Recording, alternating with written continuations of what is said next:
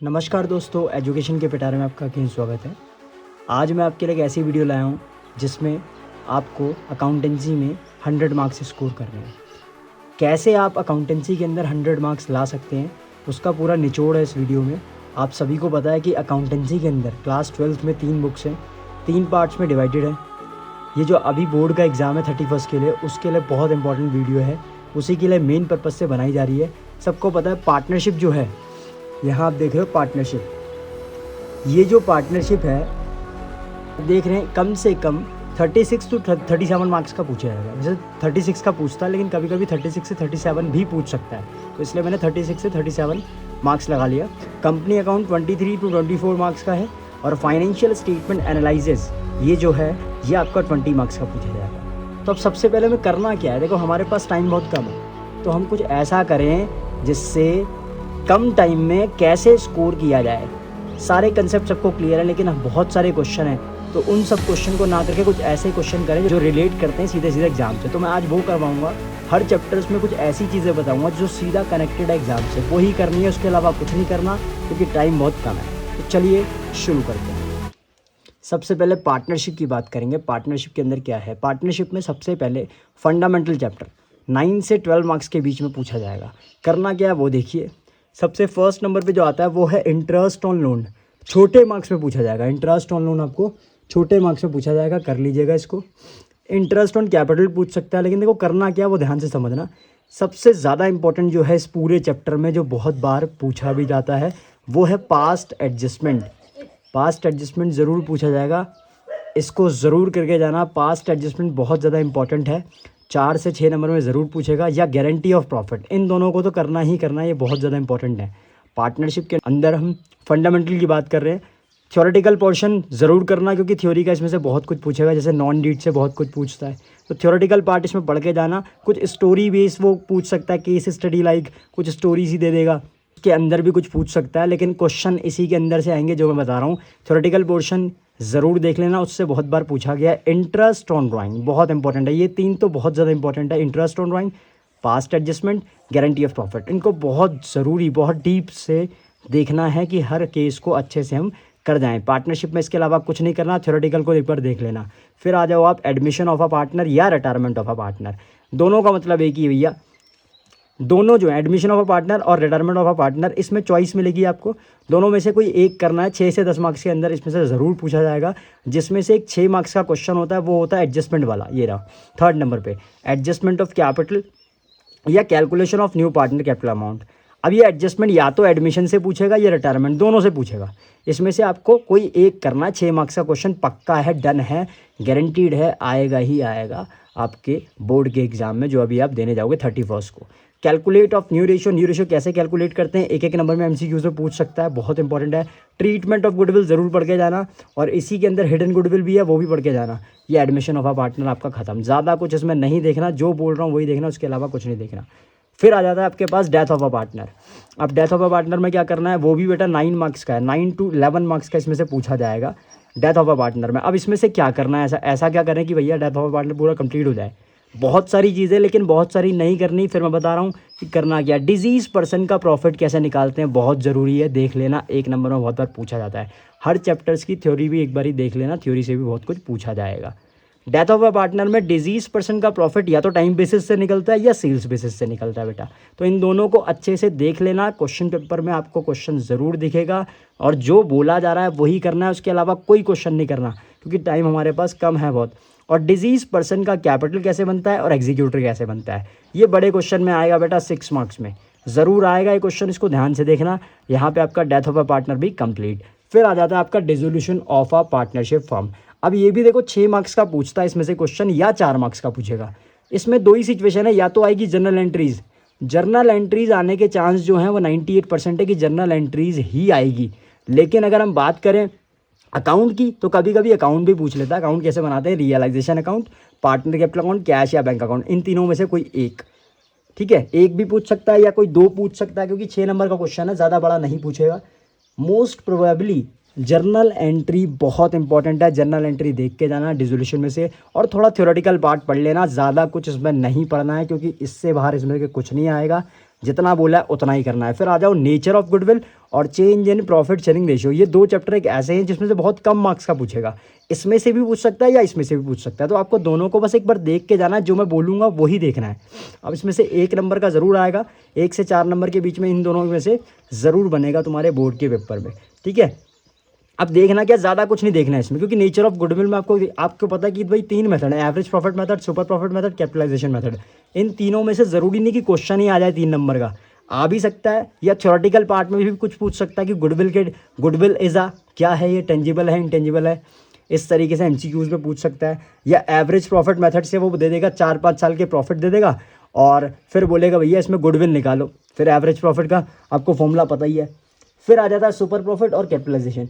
तो इसमें आपको नेचर ऑफ गुडविल में कुछ नहीं करना, मेन फोकस क्या करना है नेचर ऑफ गुडविल में, फॉर्मूले पे ध्यान देना है, क्योंकि बीच के अंदर से वो पूछेगा कुछ 1-1 नंबर के एमसीक्यूज। वो दे देगा एवरेज प्रॉफिट और नॉर्मल प्रॉफिट, वो बोलेगा सुपर प्रॉफिट निकालो, ठीक है। तो आपको फॉर्मूले याद करने हैं और कुछ याद नहीं करना, क्योंकि ज़्यादा इंपॉर्टेंट नहीं है, एग्जाम से कनेक्टेड इतना ज़्यादा नहीं है। 1 नंबर में भी पूछ सकता है, 3 नंबर में पूछ सकता है, तो इन दोनों में से कोई एक ही आएगा। तो दोनों में ज़्यादा फोकस नहीं करना, जितना बोल रहा हूँ उतना ही करना, उसके अलावा कुछ नहीं करना। तो फॉर्मूले बेस है, फॉर्मूले ध्यान देना अच्छे से। फिर आता है change in profit sharing ratio. अब change in profit sharing ratio में क्या है, या तो आएगा 1 नंबर का फिक्स है कि कौन गेन करेगा कौन सेक्रीफाइस करेगा, 1 मार्क का पक्का है भैया, आएगा ही आएगा क्वेश्चन। सेक्रीफाइसिंग रेशियो निकालते हैं, जिसका शेयर माइनस में आया गेनर और जिसका शेयर प्लस में आया वो सेक्रीफाइजर। या तो आएगी फिर इसकी जनरल एंट्री, जनरल एंट्री पास करते हैं या तो अकॉर्डिंग टू बुक, या होती है एडजस्टमेंट या सिंगल एंट्री, इसी को देखना है। इसके अलावा इस पूरे चैप्टर में कुछ भी नहीं पढ़ना, क्योंकि कुछ नहीं आने का।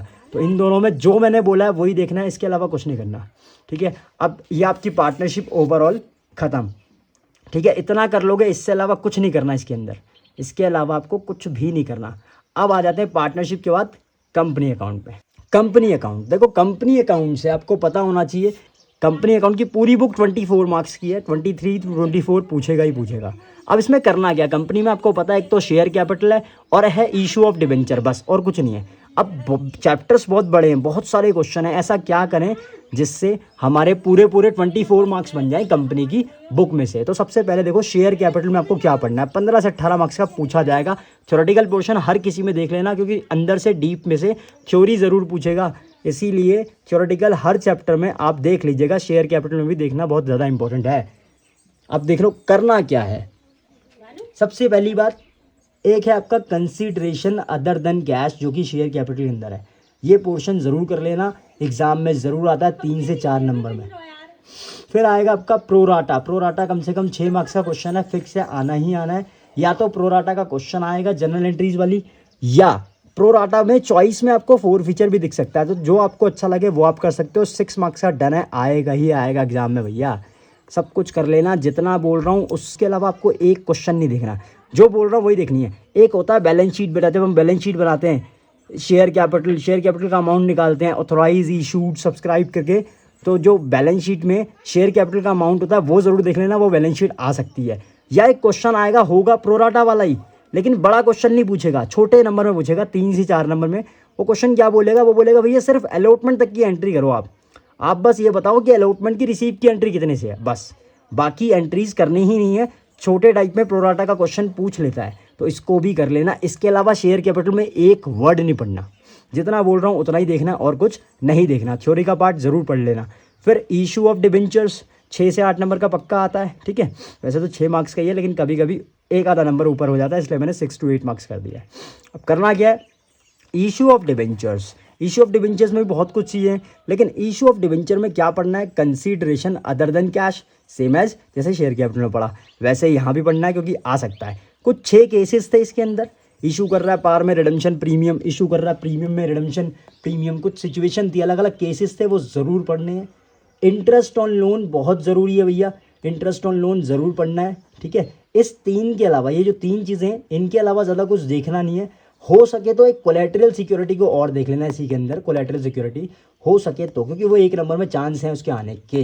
लेकिन इसके अलावा इशू ऑफ डिबेंचर में कुछ नहीं देखना। एक ही क्वेश्चन आएगा तो 6 नंबर का, या 3-3 नंबर के 2 क्वेश्चन भी आ सकते हैं। तो आपको क्या करना है, जो मैं बोल रहा हूँ उतना ही करना, उसके अलावा कुछ नहीं करना, ठीक है। एक आ जाता है कभी कभी इसमें loss on issue of debenture account भी बनाओ, ठीक है, उसको भी देख लेना। कुछ पैसा कैपिटल रिजर्व में डाल दो, कुछ जनरल रिजर्व में डाल दो, उसके बाद discount on issue of debenture का अकाउंट बना दो। उस तरीके से भी क्वेश्चन पूछता है इसी के अंदर का टॉपिक का, आप देख लेना। इसके अलावा लेकिन कुछ नहीं करना, पूरे चैप्टर में ये 3 ही पार्ट्स करने जो मैंने बताए हैं। इसके अलावा एक चीज़ नहीं पढ़नी, थ्योरेटिकल ज़रूर देख लेना हर चैप्टर्स में, आपका ये कंपनी भी खत्म। अब आ जाते हैं हम फाइनेंशियल स्टेटमेंट एनालिसिस। अब इसमें क्या होता है भैया, 20 मार्क्स का पूरी बुक है। इसमें सबसे ज़्यादा फोकस करना है कैश फ्लो को, कैश फ्लो स्टेटमेंट। क्यों फोकस करना है, क्योंकि 8 नंबर का चैप्टर है। और एक देखना है रेशियो। कैश फ्लो में क्या देखना है, एक ही क्वेश्चन आएगा 6 नंबर का। याद रखना, जो 6 मार्क्स का क्वेश्चन आएगा उसमें एडजस्टमेंट सिर्फ 1 या 2 ही होगी, ज़्यादा बड़ा करने की ज़रूरत है नहीं। छोटा क्वेश्चन आएगा, ज़्यादा बड़ा नहीं आएगा, सिर्फ 1 ही एडजस्टमेंट होगी या 2 होगी। तो कैश फ्लो को देख लेना। उसके बाद 2 मार्क्स में थ्योरी, थ्योरेटिकल देख लेना। कुछ थ्योरी में क्या पूछ सकता है कि इनफ्लो, नो फ्लो, आउटफ्लो वाला पूछ सकता है, ठीक है। कुछ चीज़ें ऐसे पूछ सकता है। थ्योरेटिकल पार्ट देख लेना, कैश का फ्लो कैसे होता है, ठीक है, वो प्रैक्टिकल से रिलेटेड ही पूछेगा। फिर आता है अकाउंटिंग रेशियो, और कैश फ्लो में कुछ नहीं करना है। अकाउंटिंग रेशियो में क्या करना है, अकाउंटिंग रेशियो में थ्योरेटिकल पार्ट जरूर पढ़ लेना, क्योंकि उसमें से एक क्वेश्चन जरूर बन रहा है 3 से 4 नंबर का बेटा। लिमिटेशन होगी या एडवांटेजेस या ऑब्जेक्टिव्स, ये 3 चीज़ें ज़रूर देखना अकाउंटिंग रेशियो में।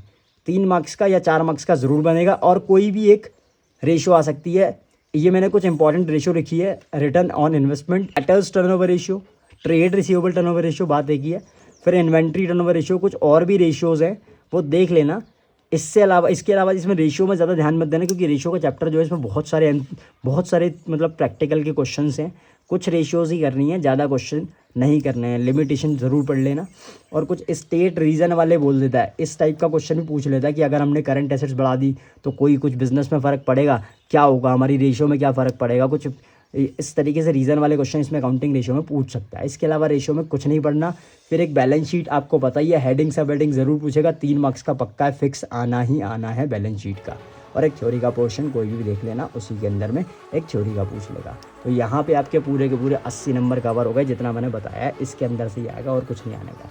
यही करना है, इसके अलावा आप कुछ नहीं करना।